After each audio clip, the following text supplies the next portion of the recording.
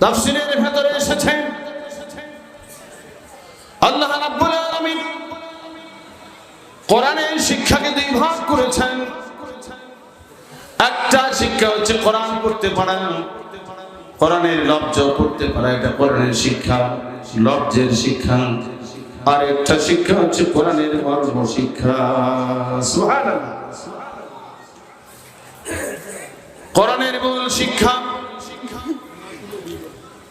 পৃথিবীর ভিতরে যত তাফসীর এসেছে,